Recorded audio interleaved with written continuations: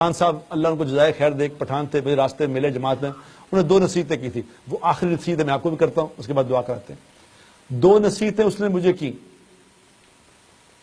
یہ کوٹلی میں اور سعید انور ایک جماعت میں چلا لگا رہے تھے، تو وہاں سال کی ایک جماعت آئی ایک مسجد میں، تو سب پٹھانوں کی جماعت تھی. تو ایک پٹھان بڑا خوبصورت، بڑا نورانی چہرہ اس کا، تو میں ایسے لیٹا ہوا تھا، کارپیٹ ٹائپ تھا، کارپیٹ ہی کہہ سکتے ہیں اسے، ویسے صف سی تھی، وہ اس پہ لیٹا ہوا تھا. تو اس نے دیکھا کہ، اور مجھے کچھ 2-3 لڑکے نا دبا رہے تھے. تو اس پٹھان نے دیکھا، اس نے کہا بزرگ ٹائپ آدمی لگتا ہے، تو اس کو میں اٹھا کے اس نے کہا بابو جی اٹھو، تمہیں 2 باتیں بتاؤں بڑی قیمتی. میں نے کہا پٹھان آدمی ہے کیا بتائے گا، ہم کیا سمجھتے تھے پٹھانوں کو، انہوں نے کہا اس نے کیا بتانا ہے. تو میں نے کہا یار لیٹے بتاؤ یار تم کیا بتانا ہے. تو اس کو بھی اس نے کہا، اس کو سمجھ گیا کہ یہ ذرا دماغی طور پہ اتنا ٹھیک نہیں ہے.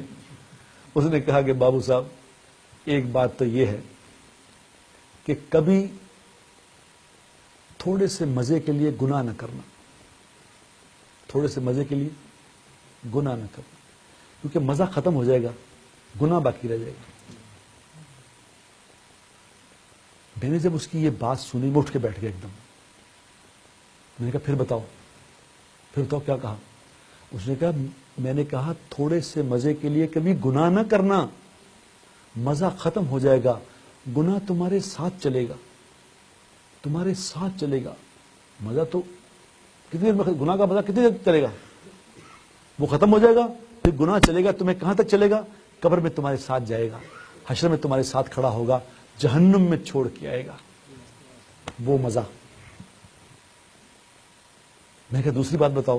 اس نے کہا بابو صاحب دوسری بات یہ ہے کہ کبھی تھوڑی سی مشقت کے خوف سے، کبھی تھوڑی سی مشقت کے خوف سے نیک عمل نہ چھوڑنا، کیونکہ مشقت ختم ہو جائے گی، عمل باقی رہ جائے گا، عمل تمہارے ساتھ چلے گا.